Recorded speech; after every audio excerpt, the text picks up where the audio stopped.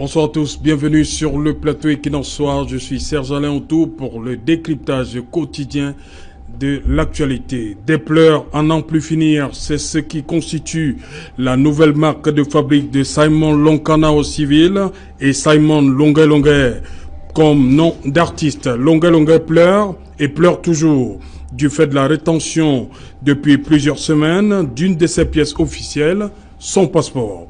Du fait de ses sorties ciblées sur la toile en direction du régime de Yaoundé et de celui qu'il incarne pour les uns, du fait de sa supposée implication dans la crise dans les régions nord-ouest et sud-ouest du Cameroun, pour les autres, Simon Longuet Longuet s'est vu retirer le précieux sésame qui lui ouvrait les portes pour des prestations en Amérique du Nord. L'Hexagone, lui, reste enfermé pour des raisons que l'on sait. Déférant ainsi à une convocation de la gendarmerie nationale, Légion du littoral, il regagnera plus tard son domicile sans son passeport. Combien sont-ils des Longuet aujourd'hui au Cameroun? Je pense à ces chauffeurs de taxi dont les dossiers de véhicules disparaissent très souvent dans les poches et des policiers, même parfois des gendarmes. Je pense aussi à ces ministres et même anciens ministres, ces directeurs généraux de sociétés, aujourd'hui sans passeport. Rétention des pièces officielles par les autorités policières. Que dit la loi? Madame, Monsieur, c'est le fait du jour.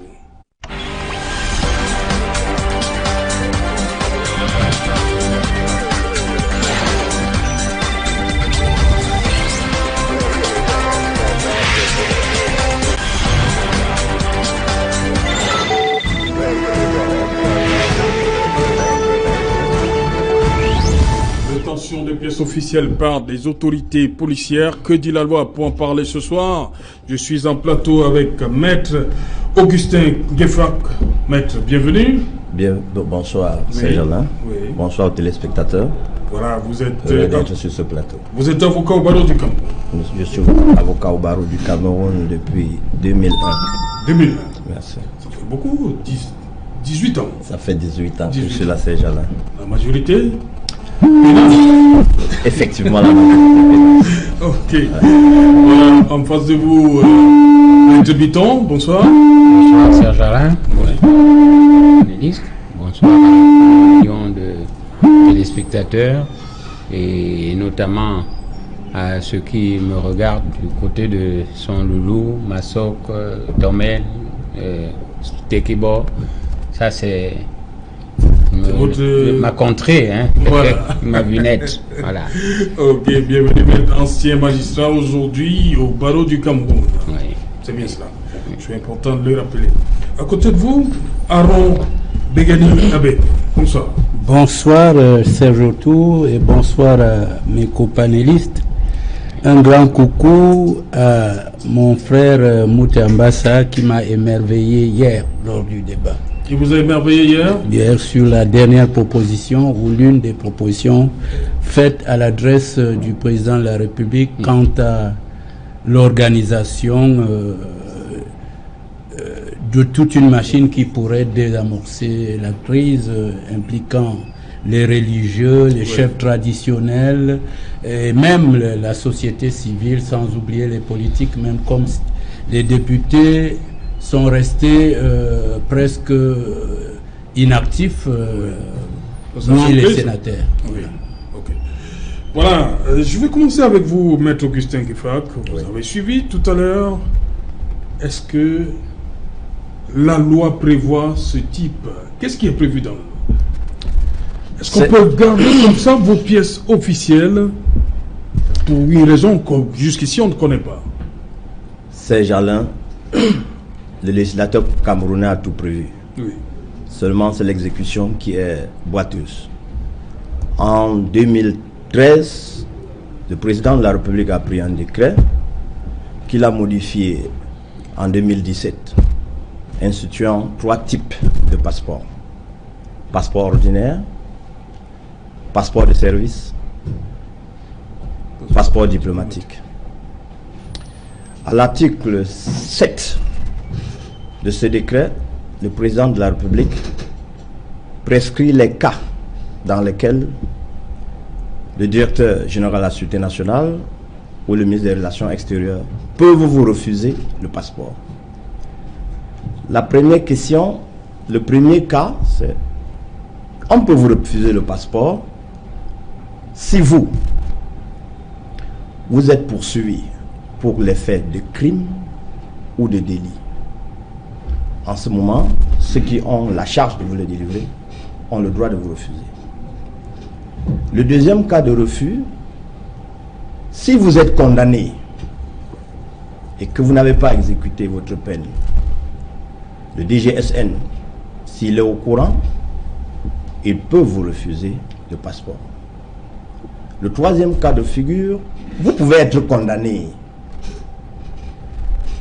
et que vous n'avez pas purgé entièrement votre peine, même si vous êtes libre sous condition. C'est l'impérium du DGSN ou du ministre des Relations extérieures de vous refuser le passeport. Le quatrième cas, et non le moindre, lorsque vous êtes en indélicatesse avec le trésor public, c'est-à-dire vous avez pris la peine de jouer avec ce qui appartient à tout le monde, Les deniers publics. le président de la République dit, dans ce cas, si vous n'avez pas remboursé, vous n'avez pas droit au passeport, parce que vous risquez de transporter votre gangrène à l'extérieur et ternir l'image du pays. Le cinquième et non le dernier cas, c'est celui de détournement des deniers publics. Ça, c'est les cas de refus Oui, justement. du passeport. À l'inverse, le président de la République dit, lorsque vous humiliez l'État camerounais sous cette forme, alors que vous êtes déjà détenteur du passeport, si vous figurez sur la liste que je viens d'énumérer, alors votre passeport peut vous être retiré. Retiré par le DGSN ou le ministre des Relations extérieures, suivant les cas. Il s'agit de cela, ces gens-là. Oui, mais pour le cas-ci, on n'entend pas parler de gendarmerie. moi, plutôt. Oui, je voudrais quand même compléter ce que le confrère a dit. Oui. C'est vrai, les 5 hypothèses sont prévues, hein, Oui. et ce depuis une loi de 90. On a simplement fait des aménagements, parce que la loi 90-1245, n'est-ce pas, du 24 août 90, prévoyait déjà ces hypothèses, à part la 5e, n'est-ce pas. Bon, mais il faut dire que les autorités en charge qui peuvent, n'est-ce pas, refuser l'établissement du passeport, il y a le délégué général de la Sûreté nationale et ceux à qui il a donné mandat, parce qu'il ne sera pas toujours là à signer. Bon, et il y a le ministre des Affaires extérieures et les chefs de poste diplomatiques et consulaires. Eux aussi sont habilités à refuser l'établissement, n'est-ce pas, des passeports aux hypothèses évoquées plus haut. Voilà, sauf que ici, Aaron Begeni, nous on est dans le cadre de la rétention. Un citoyen a son passeport, il défère à une convocation et là-bas on retient son passeport. Comment comprendre ça? Justement, j'ai cru entendre dans ce que venaient de dire mes prédécesseurs, professionnels dans le domaine, qu'il peut arriver qu'un citoyen qui est pris dans les cas précités, Oui. à lui, on peut retirer le passeport s'il le possède déjà. Il s'agit pour nous de nous interroger sur l'affaire Longuet-Longuet. Est-ce que Non, il n'est pas le seul. il est dans ce cas-là. Oui, les autres, ils sont soupçonnés d'avoir mal géré les sociétés qu'ils dirigeaient ou dans lesquelles ils collaboraient à l'engagement ou à l'ordonnancement des dépenses et l'encaissement des recettes. Donc, s'ils sont dans ces cas, il est possible que la loi soit appliquée pour eux. Voilà. Ok. Maître Ngefa, Oui. vous avez parlé des cas où vous parlez de la délivrance. Oui. Nous, ce qui nous intéresse ici, comme m'a dit C'est quelqu'un, le retrait. le retrait. Oui, je vous ai dit Pourquoi que... on doit retenir le passeport d'un citoyen?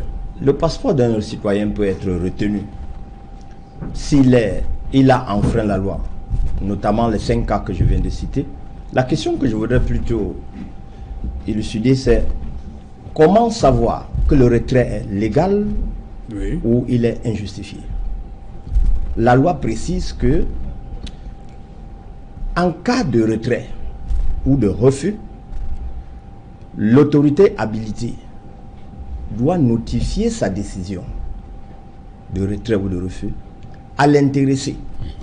Donc, si on vous retire, si la police ou la gendarmerie vous retire votre passeport, la première chose que vous devez faire, vous demandez à cette autorité de vous notifier sa décision dûment motivée, parce qu'il s'agit d'un acte administratif susceptible de voie de recours. Au cas où la décision ne vous est pas notifiée, il va de soi qu'il s'agit d'une voie de fait administrative, et puis vous saisissez votre conseil, si vous aimez bien les avocats, bien. À défaut, vous n'avez qu'à en prendre à vous-même et utiliser toutes les voies qui vous sont de droit pour le revendiquer. C'est ce que je puis dire. Je crois que c'est non seulement une voie de fait, mais c'est un abus de fonction. On peut traiter ça sous on va aborder ça tout à l'heure. Voilà. Jonathan Batenguene, bonsoir. Bonsoir Serge Alain, bonsoir à tous les copanélistes et bonsoir à tous les téléspectateurs d'Equinox Soir. Voilà, Jonathan Batenguene, sociologue. On évoque le cas de ces Camerounais qui voient leur pièce officielle retenue de manière abusive. On va le dire comme ça. Oui, une situation qui, parfois on l'a suivi quand ça concerne les ministres. Ça a l'air un peu une situation normale, mais quand ça concerne un civil comme tous les autres, c'est-à-dire une personne lambda ou bien un artiste, en ce moment, on commence à se demander si ça se fait dans les règles du droit. Donc actuellement, les gens se posent bien cette question parce que la situation est en train de se généraliser. On était hier dans des cas exceptionnels, c'est en train de s'élargir. Où est-ce qu'on va? Est-ce qu'on va vers un État finalement très policé, ou bien est-ce qu'on est encore dans la pratique de l'état de droit qui est plutôt le garant des libertés constitutionnelles et des libertés publiques? Voilà, Maître Biton, vous parlez d'excès de zèle. C'est le cas pour Longuet? Parce que je doute fort qu'il a été... Vous pensez qu'il a été notifié? Non, enfin, mon excellent confrère a parlé tout à l'heure de décision motivée d'abord et notifiée. Bon, évidemment, ici nous avons cité 5 hypothèses. Nous ne savons pas si le cas Longuet est concerné dans ces hypothèses-là, parce que nous ne possédons pas tout le dossier, mais tout porte à croire que c'est parce que l'artiste a une grande gueule. Et vous savez, on dit que une parole méchante ne pourrit pas. Ça veut dire qu'on a du mal à oublier une injure. Donc si c'est de cette manière que les autorités concernées ont pris la chose, eh bien, vous comprenez que ils appuient là où ça fait mal. Mais je dis que, étant donné que nous avons parlé de liberté de parole, de liberté de la presse, de libertés individuelles, il faudrait quand même qu'on comprenne que par ailleurs, un artiste ou une vedette, n'est-ce pas, vend l'image du Cameroun à l'extérieur. Et on doit faire très attention parce que après, ça peut se présenter comme les crachats qu'on envoie en l'air et qui... un effet boomerang. Voilà, qui vous revient dessus. Ok, Aaron Begeni, il y a ce cas de ces ministres, une fois débarqués du gouvernement, parfois on retient leur passeport. Pour vous, c'est dans quel but? Je crois que très souvent, c'est parce qu'il pèse sur eux des soupçons de mauvaise gestion, je peux le dire. Et très souvent, c'est des même cas... certains ministres sont encore en fonction. Hein? Oui, je me demande même pourquoi ça devrait traîner de cette manière, parce que le contrôle interne, s'il existe, s'il est efficace, il permet d'élucider et d'arrêter le processus de détournement ou de corruption, comme ils aiment bien appeler cela, mais on attend que ça pourrisse, que ça mûrisse, et c'est là que ça devient comme un chantage. Mais dans l'intérêt de la protection du patrimoine de l'État, et même dans l'intérêt du vrai patriotisme, il fallait anticiper. Dès lors qu'il y a soupçon, on engage une procédure. Parce que les soupçons sont souvent soutenus par des pièces à conviction. Donc, c'est normal. Si un ministre est coupable de malversation, c'est normal qu'il soit gardé dans le territoire pour qu'il puisse répondre de sa gestion. Ok, Jonathan Batengele, c'est le cas aussi des directeurs généraux de société. Oui, j'ai bien aimé parce que l'aîné Aaron a dit s'il est coupable, excluant de ce fait aussi la présomption d'innocence qui est normalement la règle dans le cas d'espèce. Donc, s'il y a présomption d'innocence, ça veut dire que l'enquête judiciaire doit respecter le code pénal. Oui. Et donc, hors de question qu'on retienne leur passeport avant que la machine judiciaire ne se soit mise en place. J'ai déjà. Oui, on va écouter Maître Ngefak à propos. Des avocats qui peuvent largement s'étaler sur la pratique de droit en la matière. Cependant, j'aimerais revenir sur un fait. Et tout à l'heure, j'ai essayé de parler des libertés publiques et des libertés constitutionnelles. Ça paraissait vague, mais c'était pour introduire le propos. Pourquoi ? Parce que nous sommes dans un État qui a été copié sur le modèle jacobin. Il est très important de le répéter, parce que le modèle jacobin est le modèle le plus arbitraire qui ait existé dans la construction de l'État démocratique. Et l'État camerounais qui est copié sur le modèle jacobin, d'ailleurs vous avez les délégués de gouvernement à la tête de nos mairies, de nos super mairies, c'est un type d'État où l'individu se substitue directement au peuple. Et le mode de dévolution de la souveraineté en ce moment-là devient un jeu très arbitraire et complexe, où même un gendarme peut représenter la souveraineté de l'État. En ce moment-là où les questions de la légitimité et de la légalité, les frontières deviennent très floues sur le plan de la gestion de l'État, on peut retrouver dans un certain nombre de pratiques qui deviennent interpénétrantes dans les sphères de respect des libertés publiques. Je prends le cas de la rétention du passeport. Normalement, pour un artiste, il doit avoir, l'art n'est pas polissable. On ne police pas l'art. On ne peut pas contrôler l'art. L'art, c'est ce qu'il y a d'essentiel dans la liberté. Elle est essentiellement libre. Il est essentiellement libre, autant pour moi.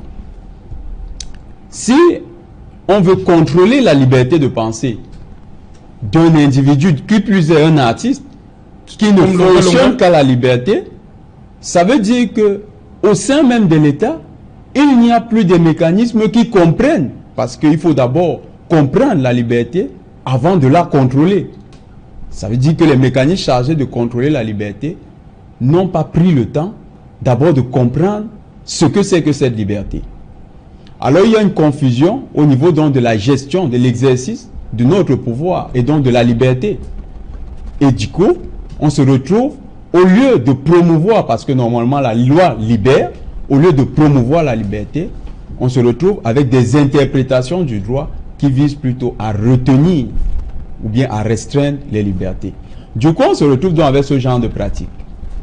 Et vous avez remarqué, si j'ai repris le propos de notre aîné Aaron, c'est que l'idée est déjà tellement répandue que les gens ont comme l'impression qu'il est normal que quelqu'un, sur la base simplement d'une idée comme ça, parce qu'on vient de la lever en poste, il faut aller saisir son passeport. On n'a plus dans la tête, normalement dans un état de droit qui respecte les principes de droit, il y a une procédure qui suit jusqu'à ce que on commence à restreindre vos libertés.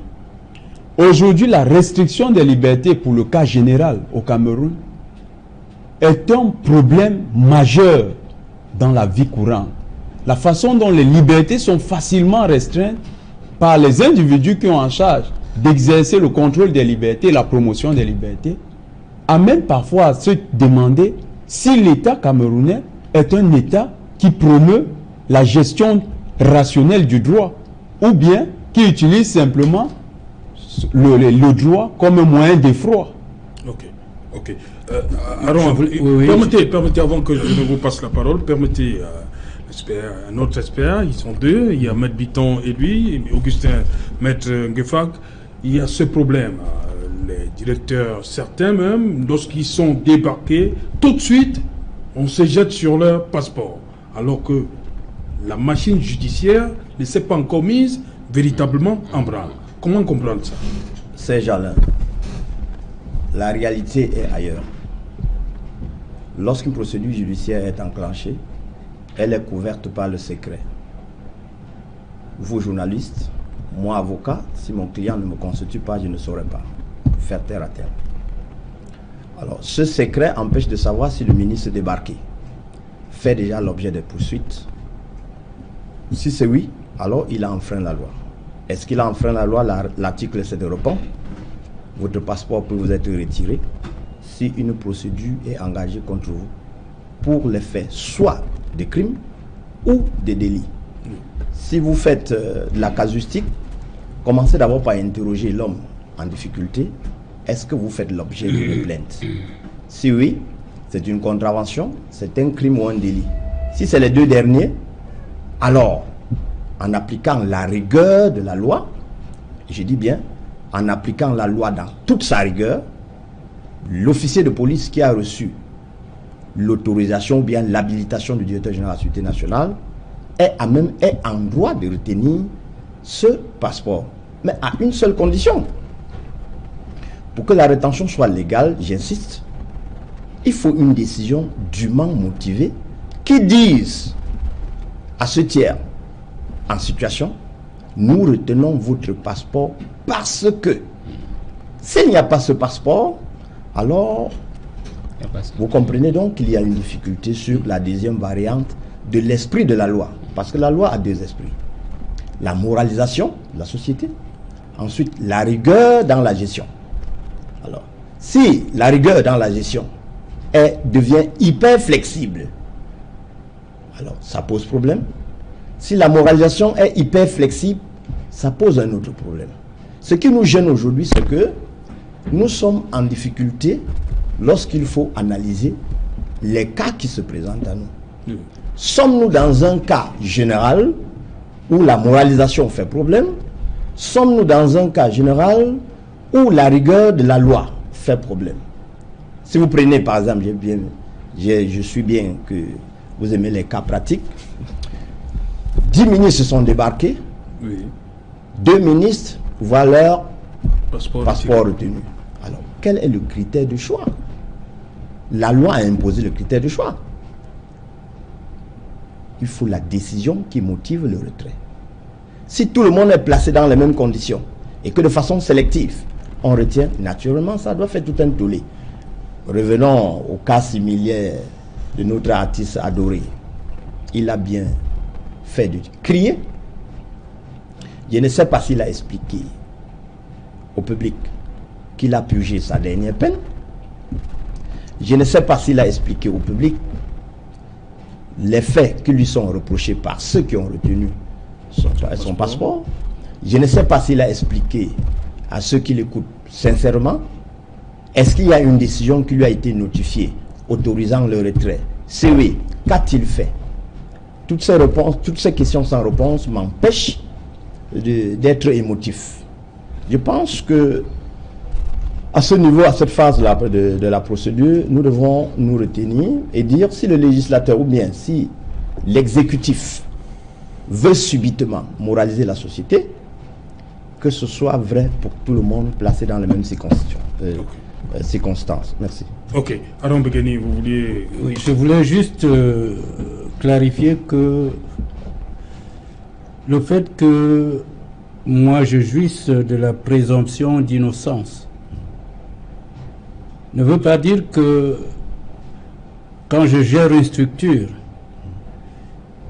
je n'ai pas eu à poser des actes et que, entre-temps, des contrôles sont passés. Mais pour telle ou telle raison, ou raison politique, pas des raisons de gestion, on a gelé le dossier. Pourtant, les instances supérieures ont été saisies de ce que je suis soupçonné d'avoir distrait ou alors engagé telle dépense qui n'est pas prévue dans mon budget, etc., etc. Il y a déjà un dossier, on m'a même interrogé, j'ai répondu à une demande d'explication.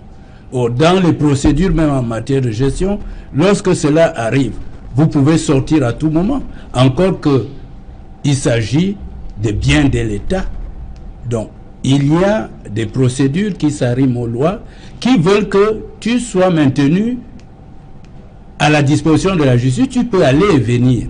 Ce que nous redoutons, c'est les abus, comme l'ont dit les maîtres. Oui. Hein, c'est les abus. Et je dis, la liberté est passée de l'acceptation primaire, aller et venir.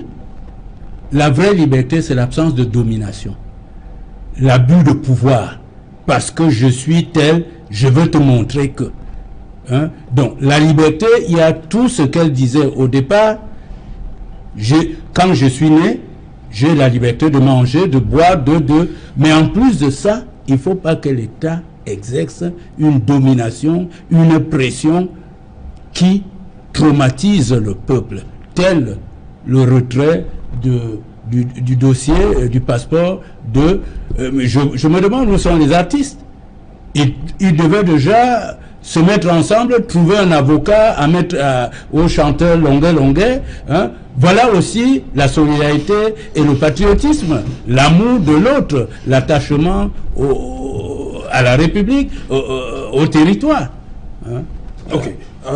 Avant Maître Biton, je reviens à vous, Maître Ngufa. Oui, vous avez listé tout à l'heure, vous avez parlé du DGSN, oui. Mais vous n'avez pas parlé de gendarmerie. Pour le cas présent de Longuet, c'est à la gendarmerie que ça s'est passé.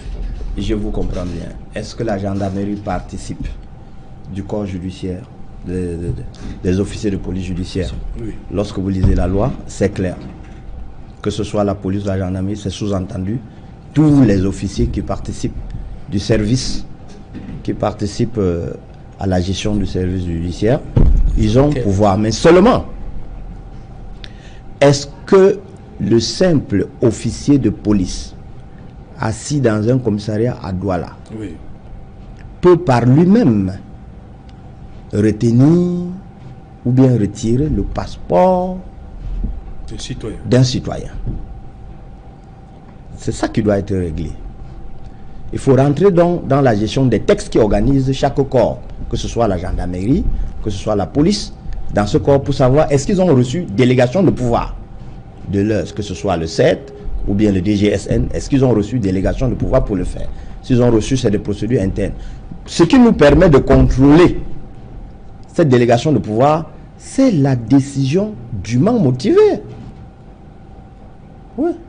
S'il a reçu mandat, s'il a reçu le pouvoir, s'il a habilité, vous comme moi, pour le contrôle ici à Douala de cela, c'est à travers la décision qui nous sera notifiée, comme quoi je retiens votre passeport parce que, voilà, il visera tous les motifs.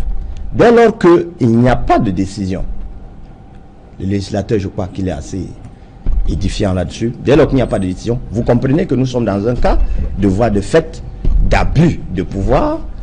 Donnez tout ce que vous avez comme mal pour qualifier cette situation, vous serez en droit. Mais seulement, ne soyons pas trop pressés, c'est le concerné lui-même qui doit ouvrir sa bouche.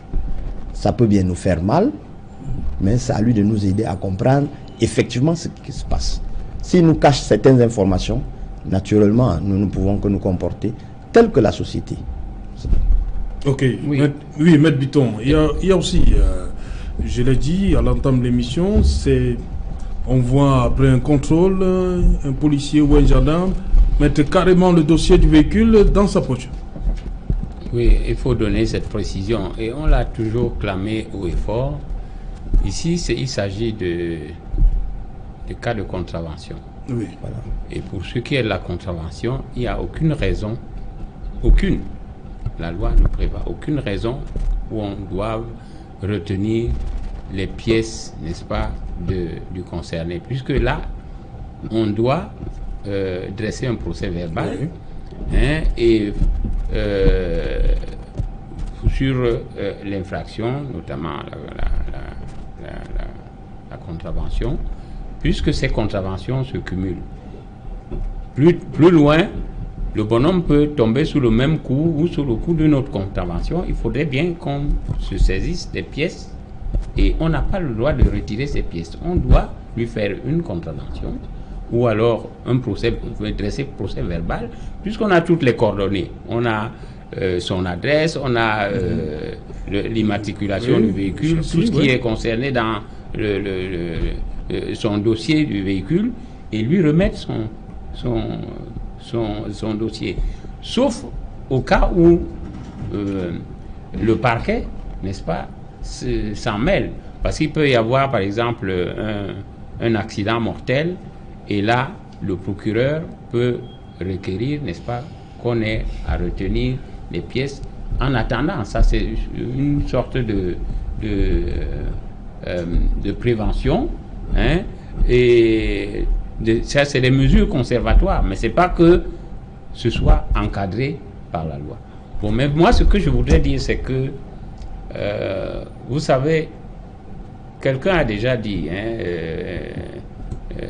que le Cameroun dispose de très bonnes lois, mais c'est l'implémentation qui fait défaut. C'est la mise en pratique de ces lois qui fait défaut. Et vous avez parlé tout à l'heure des principes de rigueur et moralisation. Ça a été déjà dénoncé par le chef d'État avant qu'il ne prenne le pouvoir. Mais qui est-ce qui, n'est-ce pas, applique la rigueur et la moralisation? Point d'interrogation. Vous voyez les prisons qui sont pleines du Premier ministre au DG, chef de service et autres. Bon, simplement parce que nous ne pensons pas devoir accomplir un travail décent, comme c'est n'est-ce pas, la période de la fête du travail. Le travail décent, c'est aussi ça, c'est-à-dire travailler dans les normes, avec l'éthique, n'est-ce pas, de chaque profession, parce que chaque profession a une éthique qu'on devrait respecter. Mais qui est-ce qui respecte cela?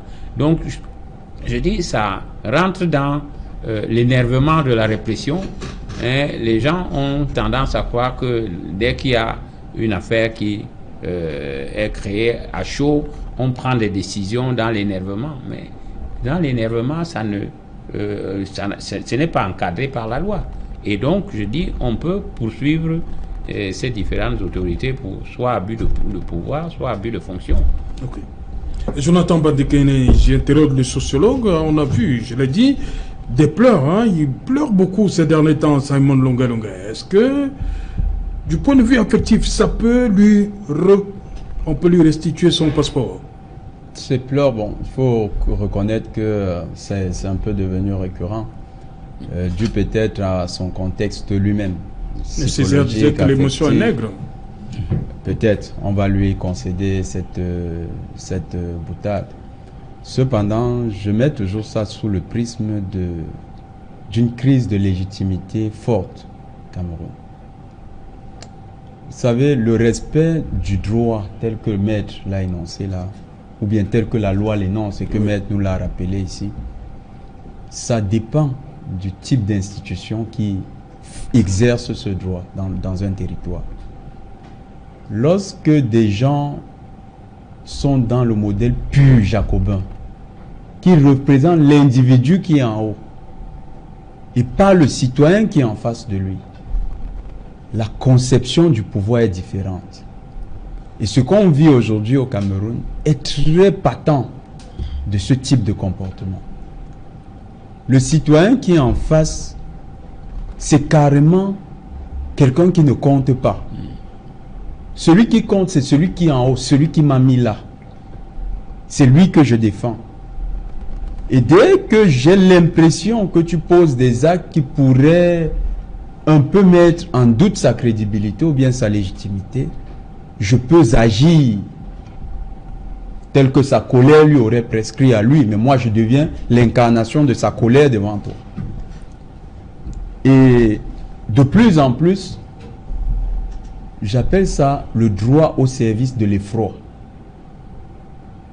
Au lieu de servir la liberté des citoyens, ça sert à rendre le citoyen plus craintif, moins libre, moins capable de s'exprimer. Mais le problème est très profond, parce qu'il y a des signaux qui sont venus aussi de la société. Des artistes aussi qui ont été réprimés par la société. C'est des Camerounais qui ont réprimé d'autres artistes camerounais. À partir du moment où l'État, qui est le promoteur des droits et libertés, l'État qui est l'incarnation de notre souveraineté, n'arrive plus à montrer qu'il est capable de gérer cette liberté de façon rationnelle. J'insiste sur le concept de rationnel. Parce que si l'État ne peut plus gérer les libertés de façon rationnelle, il y a un problème. Mais en dernier recours, celui qui est garant de la souveraineté, c'est-à-dire le peuple, lui-même se retrouve comme un autre monstre qui peut agir de la sorte. En fait, ça ramène à une question. Est-ce que les Camerounais, fondamentalement, quand ils se regardent, au-delà du partisanisme conscient ou inconscient des uns et des autres, est-ce qu'ils voient en eux des citoyens qui veulent vivre ensemble, produire une société exemplaire, une société modèle, apporter de nouvelles innovations, apporter des innovations dans leur société? Mais les innovations viennent des iconoclastes, des gens qui ne pensent pas comme les autres, de ceux qui ont le courage de se lever contre. On a besoin de ces gens. Qui plus est, les artistes. Si nous muselons les artistes, et là je m'adresse à la fois, parce que la rétention du passeport de Longuet, c'est un tollé. J'en vois qui ont pris cette opportunité pour davantage lui jeter la pierre, en disant il a bien mérité. Pourquoi? Parce qu'il supporte. Faut pas dire c'est pas un péché, il supporte Maurice Kamto. Non. C'est un citoyen qui a le droit d'être partisan, de supporter qui il veut, de faire ses choix. Nous ne sommes pas dans un village où il y a un chef et ce chef ne pourrait pas être contesté. Nous sommes dans une république dont la chose publique et chacun peut faire son choix. Ce comportement que les autorités ont eu, je crois, à mon humble avis, bien sûr, que ça peut être réparé. Longuet peut avoir, on peut lui remettre son passeport. Indépendamment de toutes les raisons que Maître vient de citer. Il s'agit du respect de la liberté fondamentale d'un citoyen. Nous sommes signataires des chartes. J'ai vu beaucoup d'avocats qui avaient rappelé ça à l'État de Cameroun il y a peu de temps. Mais il est temps aussi que ceux qui ont en charge d'exercer le respect de nos libertés se comportent comme des individus rationnels au service de ceux qui sont en face d'eux, pas au service de celui qui les aurait nommés. Nous le ferons toujours qu'ils le sachent. Nous allons toujours mettre à la tête quelqu'un qui va toujours nommer des personnes comme ces gens-là pour diriger la nation. Ce n'est pas un acte exceptionnel. Ce n'est pas seulement propre à l'État du Cameroun. C'est propre à toutes les nations dans le monde. Ceux qui en font une affaire personnelle, je crois qu'il y a un véritable problème. C'est des gens qui ne se remettent pas en question et qui pensent qu'elles sont à la solde des gens. Le temps des seigneurs est fini. Il faut regarder la société telle qu'elle aujourd'hui. C'est des républiques, c'est des États. Et les individus sont libres d'avoir leur choix politique. Oui, mais là où je suis un peu... Ah bon? Vous n'êtes pas d'accord avec Oui, pas tout à fait. Là, je dis, il y a un point sur lequel je dis, je ne suis pas tout à fait d'accord avec lui, parce que quand il dit que c'est parce que Longuet supporte Maurice Kamto, non. Maurice Kamto a été supporté et continue à l'être, n'est-ce pas, par plusieurs personnes qui n'ont pas été inquiétées. Mais c'est la manière. Tout de même, il est allé très loin quand on examine, n'est-ce pas, les propos de Longuet, n'est-ce pas, en détail.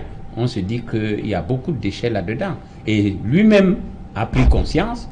C'est vrai, son entourage l'y a poussé, mais il a pris conscience. C'est pour ça qu'il est revenu demander pardon. On ne demande pas pardon pour quelque chose qu'on n'a pas fait. Mais donc, je voudrais juste souligner un fait. Oui.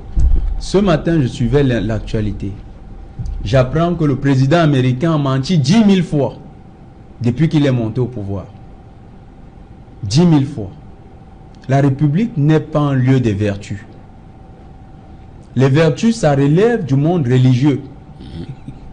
Nous sommes dans des républiques où des individus ont aussi le droit à certains écarts, mais il y a un minimum. Il y a un maximum dans l'écart. Et il y a un minimum. On ne peut pas tout réprimander. Si vous prenez ces propos et pour dire ça peut faire l'objet, je crois qu'il y a beaucoup de querelles dans nos quartiers qui feraient aussi l'objet de procès. Mais je sais aussi que les magistrats, comme vous, parfois trouvent qu'on en fait trop d'en faire des procès. Okay. Oui, mais le problème, c'est que on risque là de soutenir une chose et son contraire. Parce que quand on parle d'éthique, quand on parle de bonne gouvernance, on parle n'est-ce pas, des mérites. Mais si on en arrive à tolérer certains écarts, ça veut dire que on risque d'arriver à une république. Je suis d'avis que, même tout à l'heure, oui, parce que nous ignorons le mobile. Tout à fait. Si nous connaissions le mobile, alors on pourrait apprécier. Mais la République, je vous dis et je répète, c'est dans l'Église que les premiers qui ont pensé à la République, regardant les monarchies, comme elles évoluaient, ceci c'est à Athènes, ont copié le royaume de Dieu pour faire la République ici. Les républicains, d'après Socrate, ça devait être les philosophes. Si vous vous rappelez le mythe de Platon, le philosophe devait être celui qui va cueillir la lumière et la mener dans l'obscurité de la nation. Et il disait, c'est des gens vertueux, avec des principes, des vertus théologales. Ensuite, il a dit, il faut les envoyer à l'école, hommes et femmes. Mais ça a été dénaturé, comme vous dites. Et vous savez qu'il y a crise de la République en France, avec les Gilets jaunes. Vous savez que l'école d'administration, etc., était interrogée pour... et on a même fait un parallélisme. Dans d'autres pays, ça n'existe pas. Mais on s'aperçoit que ceux qui vont là-bas pour apprendre à gérer la chose publique, viennent gérer, transformer la chose publique, les biens publics, en biens personnels. Et parce qu'ils ont la petite, ça c'est de Socrate, la petite du pouvoir, des richesses, ils oublient le peuple. Le président de la République, dès lors qu'il est élu président de la République, ne devait plus appartenir à un parti, parce qu'il relève du domaine public. Ça, je suis d'accord avec vous. Mais également, l'administration ne devrait pas en faire son prisonnier. Au point où certains administrateurs vont au créneau lorsqu'ils comprennent que le président est remis en question. Non. Vous avez en République, c'est aussi ça. C'est le peuple qui paye les fonctionnaires, maître. Effectivement. Et les administrateurs devraient normalement être au service de ce peuple. Donc, pour le cas de Longuet, c'est vrai, mais la justice peut avoir des griefs à lui faire. Cependant, c'est un artiste qui est très engagé.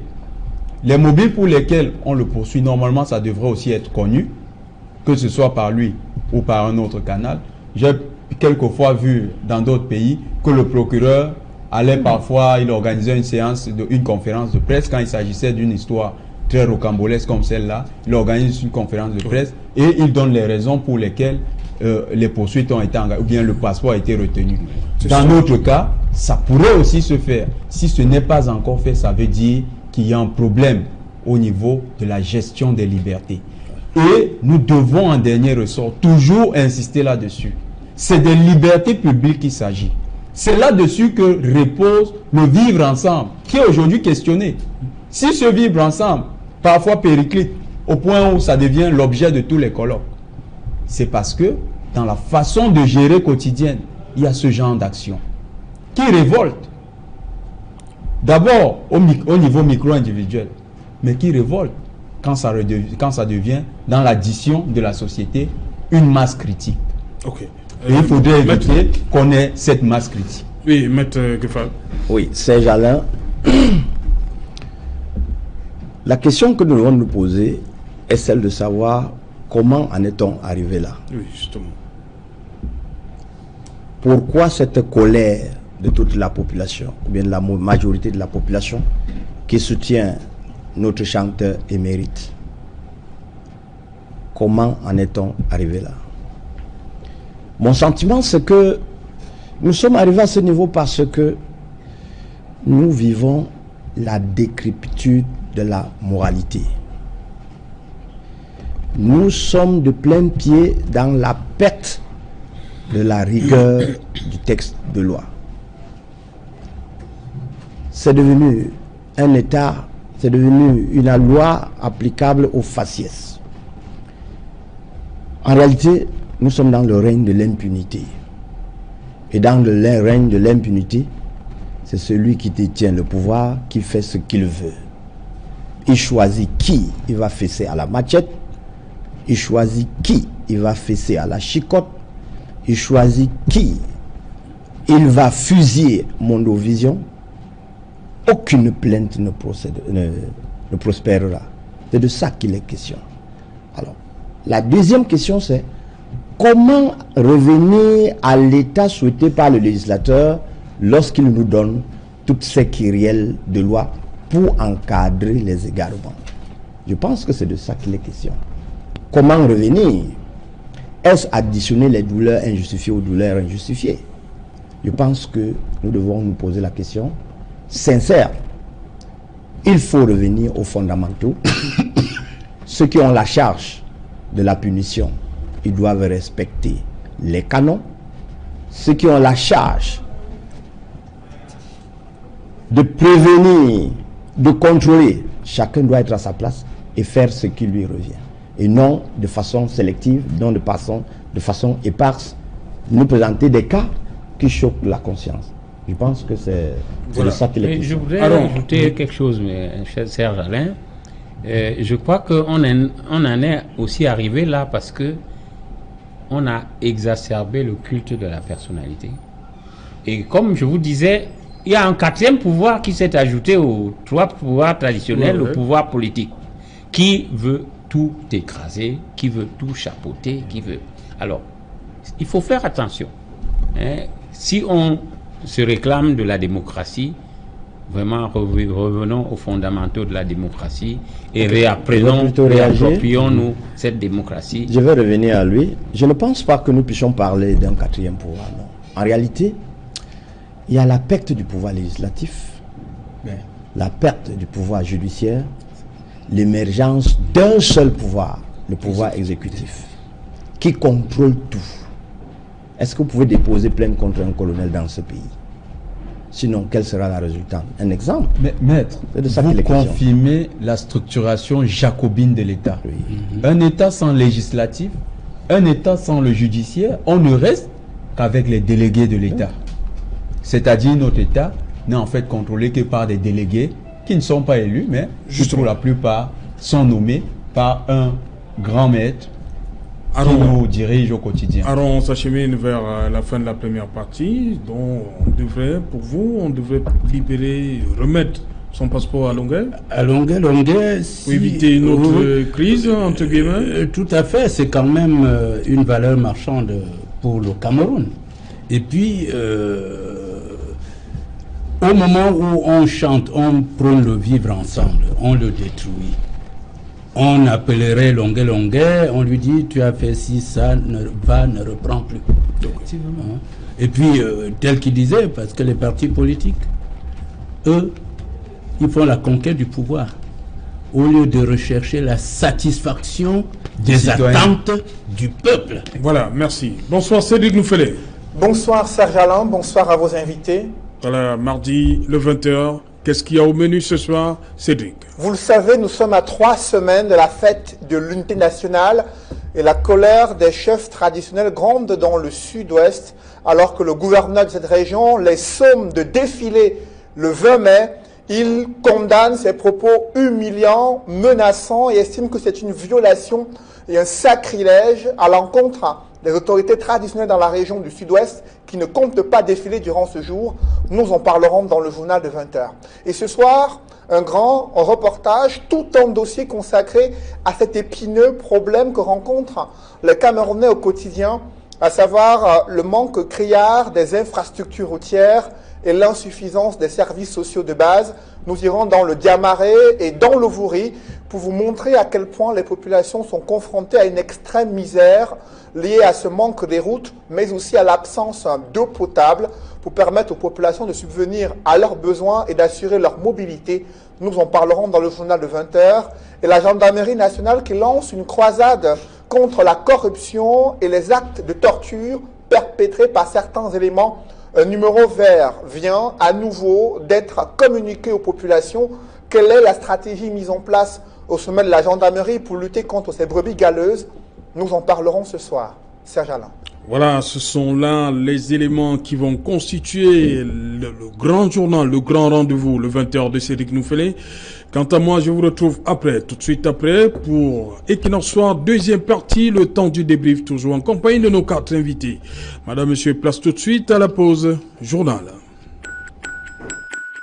La peau de bébé. Rendez-vous demain 20h. Voilà, Madame, Monsieur, dans un instant, Equinox Soir, toujours en compagnie de nos 4 invités.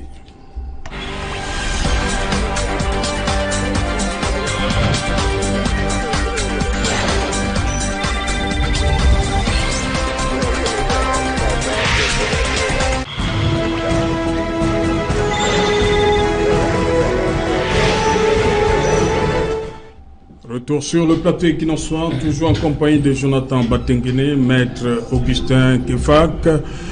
Il est là, Aaron Begeni et maître Biton. Je vais commencer avec vous, mais déjà cette précision qui nous vient du bâtonnier Charles Tchungan qui dit la règle en la matière, c'est que les seuls documents d'identification qui appartiennent aux citoyens sont l'acte de naissance et la carte nationale d'identité. Le passeport appartient à l'État du Cameroun, dont l'autorité qui l'a délivré peut la retirer, et ce, pour des motifs liés à l'ordre public et à la police. Ça, c'est maître le bâtonnier Tchungan qui m'envoie cette précision. D'accord? Parfait. Voilà. On peut donc continuer. Dites-moi, maître Biton, les chefs traditionnels du Sud-Ouest, vous les voyez en train de battre le pavé le 20 mai?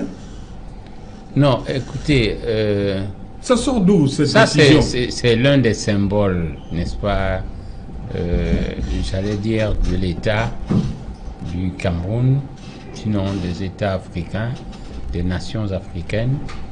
Et je crois que ce serait un excès de zèle, n'est-ce pas, d'exiger de ces honorables personnalités qui sont encore... n'est-ce pas, des icônes de la tradition africaine, la tradition camerounaise. Vraiment, il ne faut pas qu'on en fasse trop. Hein. Je crois que cette décision est mal arrivée et vivement qu'on la retire, n'est-ce pas, pour ne pas en ajouter à la situation compliquée, n'est-ce pas, où le vivre ensemble prend du plomb dans l'aile, n'est-ce pas, de plus en plus. Jonathan Batenguene, une cérémonie le 20 mai avec les chefs traditionnels, ça a une autre connotation? Pourquoi vous avez compris que les chefs traditionnels défilent? Ça a une signification, parce que dans la symbolique, on voudrait montrer le visage d'un État qui reste uni et qui reste considérablement solidaire de toutes les forces qui sont en interne. Mais maintenant, ça pose un autre problème. Le 11 février, je me souviens que Serge Alain, nous étions ici et nous posions plutôt un problème différent dans le Sud-Ouest. Oui. Les combattants d'en face avaient voulu empêcher les élèves de se rendre au défilé. Et on avait regretté que... 10 jours de lockdown. Effectivement, on avait regretté que pour une fête civile, qui est un moment de communion entre les citoyens, d'autres citoyens se permettent de lier un combat qu'ils ont dans la sphère publique à la jouissance des autres citoyens en leur empêchant d'exercer leur liberté. Maintenant, on va dans le sens inverse. On veut obliger les citoyens à venir à la fête. Ça devient c'est comme une déclaration qui sonne dans l'inverse de ce qu'on aurait voulu susciter. C'est-à-dire, pour quelqu'un qui comprend ça, c'est comme si les chefs ne se sentent plus dans la solidarité nationale et dans l'unité nationale qui est ainsi sollicitée. Et c'est un mauvais message, en fait, que le gouverneur lance à l'endroit des populations qui sont les administrés. Il donne l'impression que désormais, c'est de force qu'on vous amène à la République. Après les fonctionnaires, maintenant c'est les autorités traditionnelles. Il ne faudrait pas, la logique martiale, le discours martial ne tient pas dans toutes les circonstances. Les chefs traditionnels sont les garants des traditions. Et à ce titre, ils sont ceux qui, en dernier recours, permettent aux populations, parce que là-bas, il y a effectivement des communautés, permettent à ces communautés de voir dans le même sens. Et si ces chefs veulent traîner le pas, au lieu de les obliger, il serait de bon ton que le gouverneur ouvre des discussions avec ces autorités traditionnelles pour non pas les contraindre de se retrouver à la fête, mais plutôt avoir leur adhésion volontaire pour assister à cette fête. Donc pour moi, c'est une méthode qu'il a prise qui est peut-être préjudiciable déjà dans la conception de l'unité nationale que lui-même il a. Maître Ngefak, les chefs traditionnels là-bas parlent de propos humiliants et menaçants de la part du gouverneur Bernard Okaliabirane. Ces gens-là, je suis surpris de l'absence de dialogue, du mépris du traitement de l'autorité chefale que ce gouverneur a bien voulu réserver à ses dignitaires, à ses autorités traditionnelles. Je me pose une seule question. À qui est-ce que le gouverneur veut faire plaisir?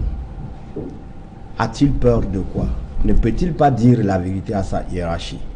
Ne pouvait-il pas convoquer ou bien inviter ces chefs traditionnels à un dialogue pour trouver une solution médiane pouvant expliquer sa volonté? Au contraire, je pense que sa correspondance justifie même la résistance de ces chefs traditionnels. Parce que, croyez-moi, nous John Frundi, quoi qu'on dise, est le cas patent. Alors, faire venir ces chefs, c'est les livrer à la vindicte populaire de cette population qui se rebelle. Parce qu'il faut le dire, c'est une population qui se rebelle, même si c'est une partie de la population. Au sortir de cette fête, quelle est la sécurité qui sera montée autour de chaque chef? Pendant combien de temps? Pour contenir ces enfants énervés, ces enfants en colère, cette population qui n'est pas entendue, qui n'est pas comprise. Donc je pense que l'État ou bien le pouvoir exécutif doit fléchir son orgueil, engager au plus bas niveau le dialogue. Ça, c'est l'expression typique de l'absence de dialogue dans le coin. Parce que ça démontre que toutes les barrières sont fermées. Toutes les barrières, c'est ce que je voulais dire. Ok, Aaron Begeni, faire participer de force les chefs, c'est les livrer en quelque sorte, comme dit Maître Ngefak, aux forces sécessionnistes? Sans doute, mais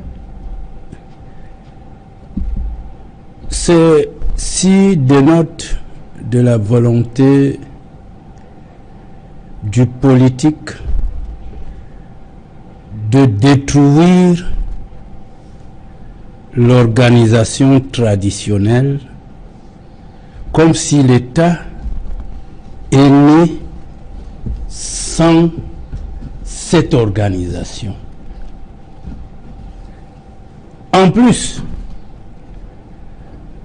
Je dirais, comme les autres, à quelque chose malheur est bon. Mais chez nous, les chrétiens, nous disons, tout concourt au bien de ceux qui aiment Dieu.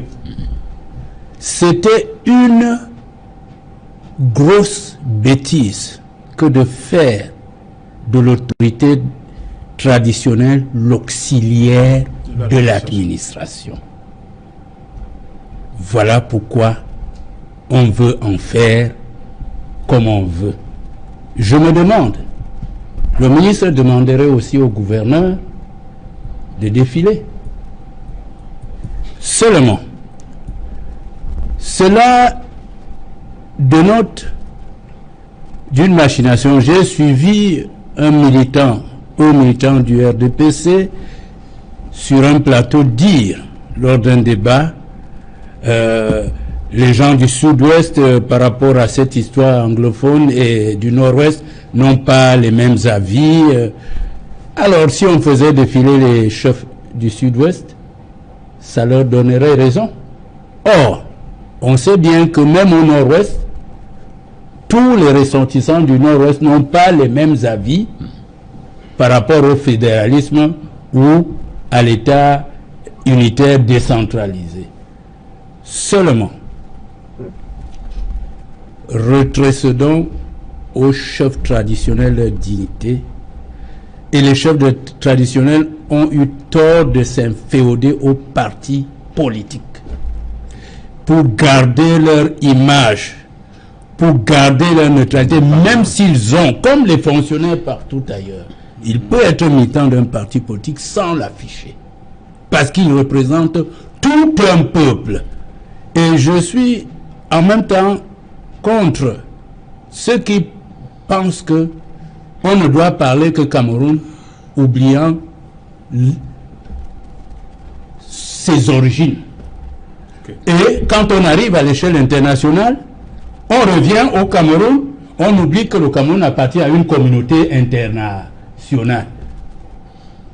Okay. C'est ça le paradoxe. Voilà un autre problème. On ne va pas le dire comme ça, c'est pas un problème. Il y a le 1501. On va dire que c'est révolutionnaire, non? Bon, pour dénoncer la corruption, la gendarmerie et les cas de torture. Oui, ça c'est très important déjà de l'avoir. Peut-être pas révolutionnaire, mais c'est très important pour la gendarmerie surtout. Parce que la gendarmerie nationale, c'est l'un des corps qui est les plus répressifs. Quand vraiment quelqu'un, même un voisin, il veut te faire bien mal, généralement il t'amène à la gendarmerie. Du commissariat. Quand il s'est bien arrangé, on va te garder. Et quand on t'a gardé, c'est compliqué pour ressortir de là. Très compliqué. Donc, c'est déjà bien d'avoir ce numéro. Maintenant, ce qu'il serait... Mais seulement que le problème ici, c'est en interne. Hein. Il faut dénoncer les pratiques des gendarmes. C'est bien déjà d'avoir le numéro. Maintenant, il faudrait que les actions suivent. Et que ces actions soient aussi médiatisées. Parce que le signal que ça va envoyer, c'est que on ne peut plus violer les libertés des citoyens impunément. Et la gendarmerie va contribuer elle-même à assainir son image. So, c'est une bonne chose d'avoir déjà ça. Maintenant, il faut que le secrétaire d'État à la gendarmerie mette l'accent. Oui, qu'il mette l'accent. C'est un jeune. Et j'aime bien parce que quand je vois un jeune qui agit ainsi, ça montre que on n'a pas besoin d'être partisan parfois, mais quand on est jeune, on sait quels sont les problèmes. Qu'il s'attaque profondément à ce problème. Parce que quand vous voyez des images de notre armée qui ont circulé ou bien qui circulent, on en a fortement besoin. C'est des petits gestes comme ça qui enlèvent cette conviction que le vivre ensemble est une réalité au Cameroun. Ou bien qui réconcilie la population avec la gendarmerie. Il y a eu trop d'injustices qui ont été commises. Beaucoup de gendarmes, je sais que le dire comme ça, il y a beaucoup qui se reconnaissent. Beaucoup de gendarmes ont posé des actes qui ont blessé profondément des familles. Des gens sont allés jusqu'en prison pour des situations anodines. Parce que les gendarmes ont traité l'affaire à leur manière. Et généralement, ils aiment répéter, je connais le droit. Moi, mieux qu'un policier, je vais te faire ça dur. Ils aiment répéter cette phrase. Donc, il faudrait qu'on les ramène à la pratique réelle du droit, pas à la pratique de l'abus du droit. Ça, c'est une très bonne chose que le secrétaire d'État à la gendarmerie a initié et il faut la féliciter. Maître Ngefak. Serge Alain, les rebelles existent dans tous les corps de métier. Seulement, le principe d'application, c'est plutôt ces rebelles-là qui sont le plus souvent nommés au Cameroun. On se pose mille et une questions. Paradoxe. Pourquoi c'est les rebelles qui occupent les postes avancés, alors que les meilleurs sont abandonnés à eux-mêmes?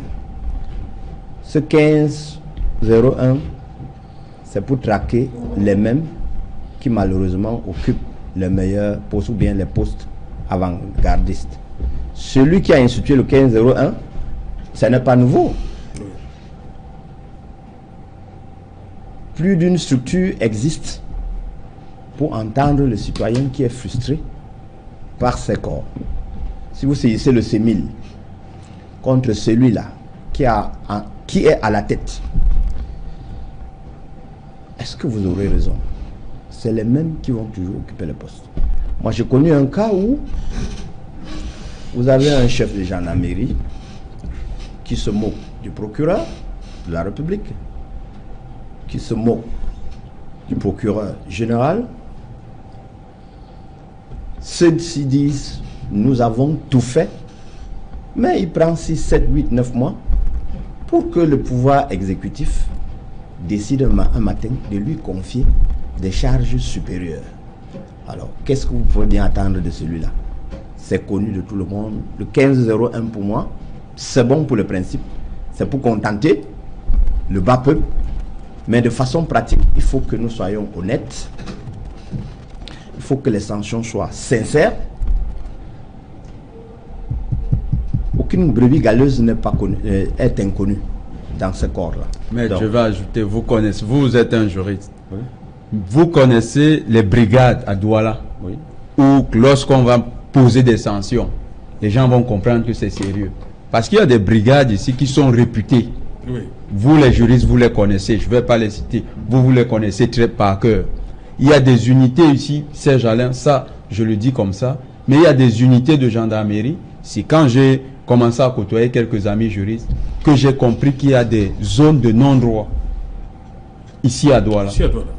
Oui, il y en a. Des zones où, si les gendarmes vous gardent là-bas, vraiment vous allez maudire même le diable. C'est des zones, il faudrait que ça s'arrête. Que ce 1501 soit vraiment un numéro qui vient au service du citoyen. Parce que si c'est juste un numéro fantoche, ça va continuer d'ajouter au mal-être qu'il y a déjà. Voilà, Maître Biton, on parle de 22 500 plaintes. Là-dedans, il y a 4% d'abus des gendarmes seulement. On va dire seulement. Tel qu'il évoquait tout à l'heure, il y a beaucoup de choses à redire du côté des brigades de gendarmerie. Mais pourquoi les gens ne se sentent pas dans l'obligation de toujours dénoncer? Pourquoi ce silence?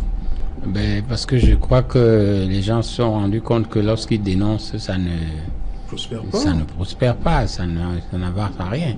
Mais je dis que le 15-01, oui. J'espère que ça va pas faire l'effet boule de neige, et parce que nous connaissons la police des polices qui, lorsque le délégué général Mbargangeli est arrivé, voulait remettre cette police des polices en selle. Bon, comme on dit souvent au Cameroun, parfois les lois ont une durée de 3 à 6 mois, et puis bon. Espérons que ce ne sera pas le cas. Mais si de vie de 3 mois. Oui, c'est un ancien magistrat qui dit ça, c'est grave. Mais moi, bon, de toute manière, moi je suis un instructeur de la gendarmerie jusqu'au niveau supérieur, c'est-à-dire à l'école internationale des forces de sécurité à Yaoundé. je crois que c'est le discours que je tiens sur l'éthique du gendarme, sur, n'est-ce pas, l'éthique, parce que la gendarmerie, vraiment, telle que nous connaissons, c'est un corps d'élite. Hein, avant, quand on parlait de la gendarmerie, c'était des gens corrects, honnêtes et rapides, n'est-ce pas, diligents. Même les enquêtes, c'était bien fait et tout. Mais depuis un certain temps, je crois que, et ça, les étudiants me le disent souvent, que ça sert à rien de bien travailler pendant que son camarade roule carrosse, construit les maisons et tout. Tout le monde s'est reversé dans la corruption. Alors vivement que cette mesure prise par ce jeune ministre, secrétaire d'État à la gendarmerie, n'est-ce pas, aille de l'avant. Parce que là, maintenant, ça prouve que, enfin, la rigueur et la moralisation sont en marche. Voilà, pour terminer avec vous, 30 secondes. Oui, comme venaient de dire mes prédécesseurs, nous pensons bien que les émissions que nous faisons ici sont souvent suivies parce que nous avons parlé du rôle des gendarmes, bref, des forces publiques, comme les gardiens de la cité, qui devaient être exemplaires. Alors, si on commence à injecter le sérum de la rigueur et de la moralisation à partir de ce corps, nous pensons que les civils et les autres corps vont suivre. Ok, merci. Madame, Monsieur, nous sommes donc arrivés au terme de cette édition Equinoxe Soir. Toute l'équipe vous donne donc rendez-vous demain 1er mai à partir de 19h pour un autre numéro Equinoxe Soir. Rediffusion pour cette édition-ci, 23h GMT, il sera minuit à Fongo Tongo.